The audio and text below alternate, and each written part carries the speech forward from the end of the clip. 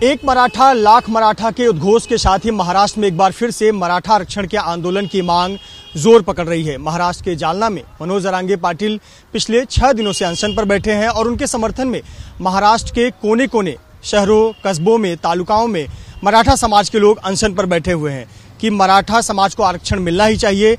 मराठा समाज का आरक्षण ये उनके हक का आरक्षण है। हम मुंबई के चूनाभट्टी इलाके में हैं। मुंबई के चूनाभट्टी इलाके में भी मराठा समाज के लोग एक मंच के तले बैठे हुए हैं और ये मंच है मराठा समाज का, एकल मराठा समाज का। एक मराठा समाज जो एकजुट है एक उद्देश्य के लिए और ये उद्देश्य है मराठा आरक्षण की मांग। साकली उपोषण यानी इसे श्रृंखला में उपोषण किया जा रहा है। यहाँ जो लोग बैठे हुए हैं कामकाजी लोग हैं, व्यवसाय है, रोजगार है, लेकिन मराठा समाज के आरक्षण के लिए तमाम लोग मंच पर बैठे हुए हैं और प्रतिदिन ये लोग बदलते रहेंगे। लेकिन ये जो सिलसिला है आरक्षण के लिए उपोषण पर बैठे हुए, ये श्रृंखला चलती रहेगी जब तक मांग पूरी नहीं हो जाती। एक मराठा लाख मराठा का नारा देकर तमाम लोग मराठा समाज के आरक्षण की मांग कर रहे हैं। हमारे साथ बहुत सारे लोग हैं जो इनसे हम बात करते हैं। सबसे पहले आपसे शुरुआत करते हैं। मराठा समाज के आरक्षण की मांग को लेकर एक बार फिर से आप लोग आंदोलन पर बैठे हैं, आप लोग आवाज बुलंद कर रहे हैं। क्या उम्मीद, क्या अपेक्षा रख रहे हैं? क्यों आवश्यकता पड़ गई कि अब फिर से आंदोलन पर आप बैठे? अभी बीते दिनों फिर से बहुत विषय को लेकर हंगामा हुआ था। सर क्या हुआ है मालूम है, मराठा समाज अभी इतना मागास हो गया है कि 1949 में जो जाति जितने भी जाति आरक्षण में लिए उसमें एसटी होने दो, एनटी होने दो, उनको 20% आरक्षण दिया था, जितना 100% उनका लोक संख्या की तरफ से दिया था। 1990 में दूसरा कौन सा इंदिरा साहनी के आयोग से दूसरा आरक्षण लागू हुआ। उसमें क्या हुआ, जितना लोक संख्या है तुम्हारा उसमें से आधा देने का। मंडल आयोग से, इंदिरा साहनी आयोग से जितना लोक संख्या है उसके 50% देने का। तो क्या हुआ कि 1999 में जितना भी लोग था, समझो ओबीसी समाज कितना था, अभी कितना है? अपना महाराष्ट्र शासन बोल रहा है कि 32% है, केंद्र शासन बोल रहा है 34% है। 34 का कितना होना चाहिए? आधा टक्का बोला तो 17% होना चाहिए। 17 और 20 कितना हुआ?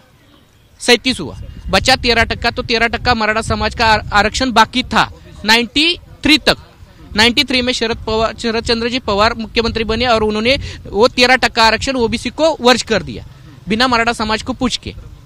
तो हमारा ये मांगनी है कि हमारा जो 13% का आरक्षण ओबीसी समाज को वर्ज किया वो हमारा मांगनी है, वो हमको रिटर्न दे दो। यही हमारी पहले से मांगनी है। और हमारा समाज जितना भी है, अभी नौकरी देखो, नौकरी में कोई भी जाएगा तो कौन सी भी भर्ती में जाएगा तो परसेंटेज लगता है। तो हमारे समझो हमारे कोई भी लड़के को 145 है और आरक्षण के हिसाब से 110 मार्क है, उसको ही ले रहे हैं नौकरी में, हर नौकरी में। तो हमारा लड़का हर पिछले शैक्षणिक हो या किधर नौकरी आर्थिक हो या किधर एडमिशन के लिए जाओ, तुम्हारा हमारे लड़के को एडमिशन नहीं मिल रहा है। इसके लिए हम हड़ताल पे बैठे, पूरे महाराष्ट्र में ये आंदोलन चल रहा है। जरांगे पाटिल हमारे साथ बैठे, उनको हम पूरा सहयोग करेंगे। और उन्होंने 5 दिन से आंदोलन लगातार चल रहा है, ना कुछ खाए पिए। मराठा समाज की एक ही मांगनी है, हमको 50% के अंदर आरक्षण चाहिए। शिक्षा का क्षेत्र हो, नौकरी का क्षेत्र हो, इसमें मराठा समाज के युवाओं को नौकरी नहीं मिल रही है क्योंकि वो अब पिछड़ते ही चले जा रहे हैं। इस प्रकार का समाज का एक वक्तव्य है। आप बताएं, जिस प्रकार से पिछले 5-6 दिनों से अनशन पर बैठे हैं मनोज पाटिल जी, आप लोग भी उनके साथ में जगह जगह मुंबई और महाराष्ट्र में जगह जगह हम देख रहे हैं समाज के लोग बैठे हुए हैं, क्या कहना चाहते हैं?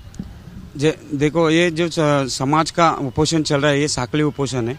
हर जगह हम लोग उपोषण करके यही बताना चाहते हैं सरकार को कि हमारी जो मांग है आरक्षण की वो पूरी की जाए। कि हमारा जो शांतिप्रिय आंदोलन चल रहा है उनको सपोर्ट करके हमारा जो आरक्षण का मुद्दा है वो हमारा आरक्षण दे के हमारा जो मुद्दा है वो क्लियर करो। या इसके आगे ऐसा जो समाज उद्रेक होगा उसमें से आपके सरकार को आगे चल के 2024 में बहुत बड़ी चुनौती देनी पड़ेगी।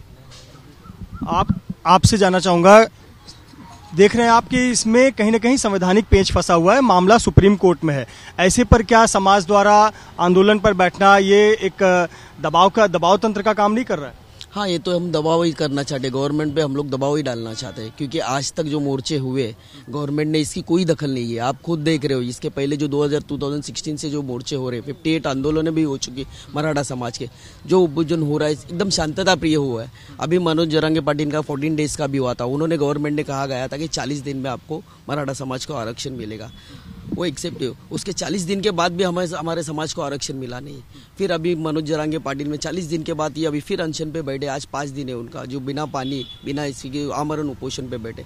तो हमारा गवर्नमेंट से ये है कि हम लोग हर जगह में तो ऐसा मोर्चा कर करके गवर्नमेंट पे दबाव डालना चाहिए। अगर ये नहीं होता है तो हम पॉलिटिकली उन पर दबाव डालेंगे, क्योंकि हम जो अभी इलेक्शन आ रहा है, इलेक्शन में हम उनको अपना ये देखें, कोई मराठा समाज किसी भी पार्टी को इलेक्शन में वोटिंग नहीं करेगा। हम मतदान का बहिष्कार करेंगे, ये हमारा। इसी तरह हमें सरकार पर दबाव डालना है। आप बताएं कि जिस प्रकार से आप लोग आंदोलन पर बैठे हैं, उम्मीद है कि इससे सरकार पर फर्क पड़ेगा, क्योंकि मामला कहीं न कहीं कोर्ट में है और कोर्ट में प्रक्रिया लंबी चलती है और आप देख रहे हैं पिछले काफी समय से इस पर सुनवाई हो रही है। इसके पहले मराठा आरक्षण दिया गया था, लेकिन कोर्ट में वो टिका नहीं, सुप्रीम कोर्ट में।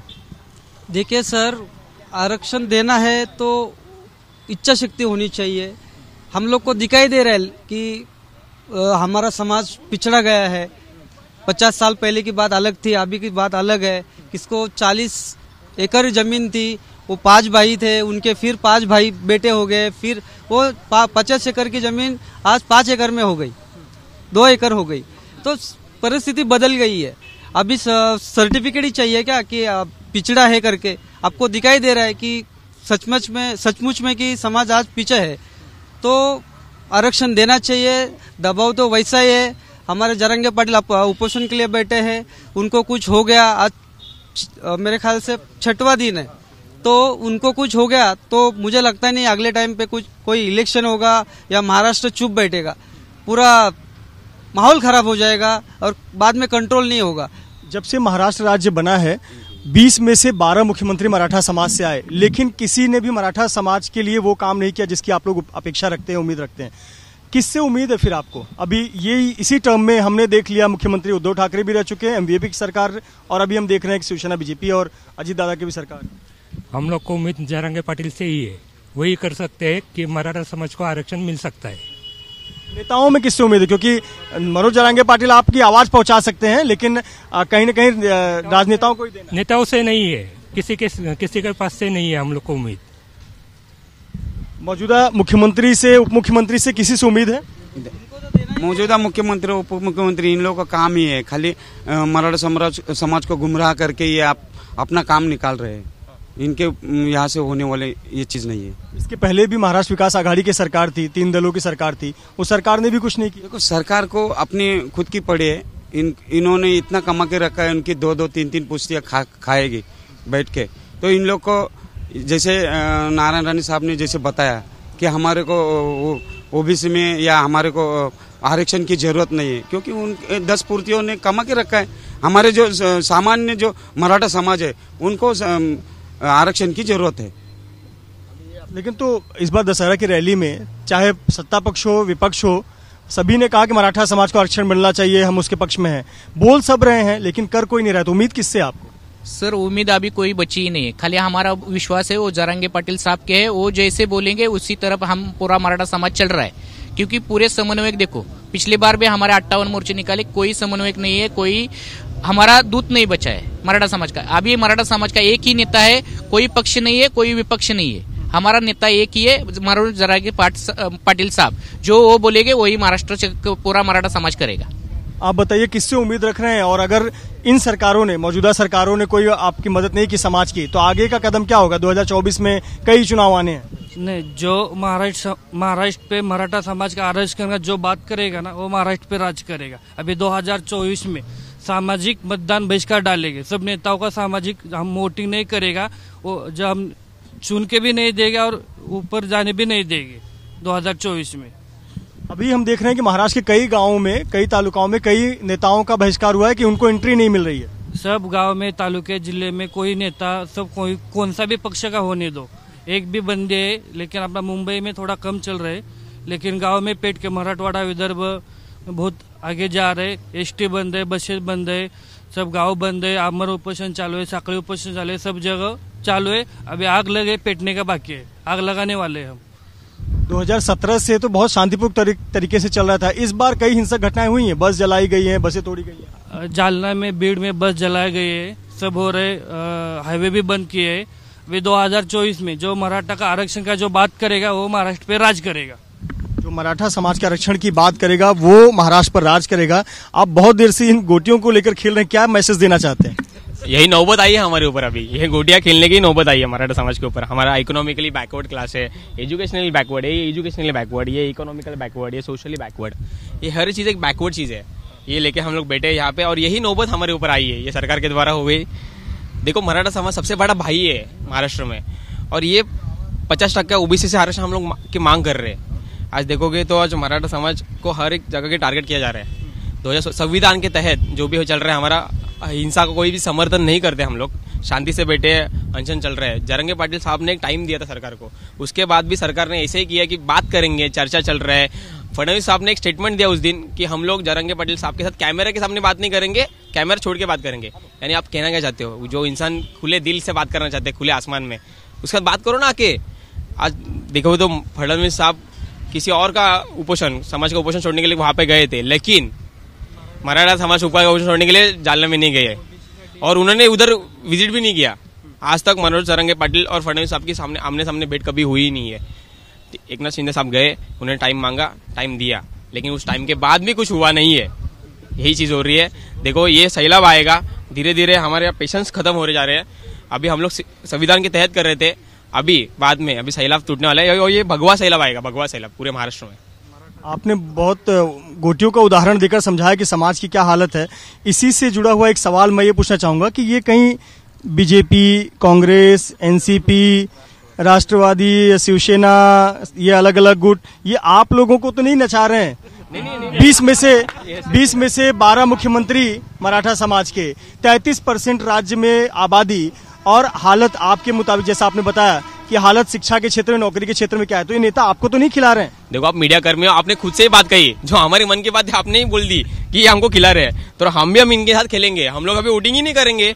ये बीजेपी वाले, ये फडणवीस साहब है, ये दादा है, ये शिंदे साहब है, ये अन्य मुख्यमंत्री, आपने जो 12 मुख्यमंत्री ये हमको खिला रहे हैं ना, तो अभी हम भी इनके साथ खेलेंगे। हम लोग वोटिंग ही नहीं करेंगे ना, इनको घूमने देंगे। आप देखोगे आज शासन आपल्या दारी कार्यक्रम यवतमाल में हो रहा है, लेकिन उधर भी मुख्यमंत्री जाने की फट रही उनकी, ही जाऊ कि नहीं जाऊ। कल कार्यक्रम था राधाकृष्ण विखे पाटिल, दीपक केसरकर का कार्यक्रम था अहमदनगर में, उधर भी नहीं गए। कोई भी कार्यक्रम, मालेगांव में साकर कारखाना का उद्घाटन था, उधर भी नहीं गए अजित दादा। ऐसे ही हुआ, घूमने की नौबत आएगी, घूमने की नौबत। अब गुना तो सदावर्ते जो स्टेटमेंट कर रहे हैं, उनकी गाड़ी फोड़ दी। अरे यार, गुणरत्न सदावर्ते बात करेंगे मराठा समाज के ऊपर, जिसकी औकात ही नहीं, कुछ 2 कोटी की औकात नहीं, वो बात कर रहा है। देखो हम लोग कोई भी हिंसा करते नहीं है। जरंगे पाटिल आप संघर्ष करो, एक मराठा, छत्रपति शिवाजी महाराज की जय, जय भवानी, जय शिवाजी, जय भवानी, जय शिवाजी। आरक्षण आमच्या हक्काचं, नाही कुणाच्या बापाचं, आरक्षण आमच्या हक्काचं, नाही कुणाच्या बापाचं। एक मराठा, एक मराठा लाख मराठा के उद्घोष के साथ ही मराठा समाज अपने आरक्षण की मांग को लेकर आंदोलन को जोर दे रहा है और अब इस समाज का ये कहना है कि उनके सब्र का बांध टूटते जा रहा है और जब सब्र का सैलाब टूटेगा तो भगवा रंग ही रंग सड़क पर नजर आएगा। और साफ चेतावनी सरकार को है कि सरकार ने इस बार मराठा आरक्षण को लेकर ठोस निर्णय नहीं लिया तो 2024 में राज्य की 33% आबादी अपना दमखम दिखाएगी और भगवा सैलाब में सबको बहा ले जाएगी। कैमरामैन धर्मेंद्र पांडे के साथ मृत्युंजय सिंह, एबीपी न्यूज, मुंबई।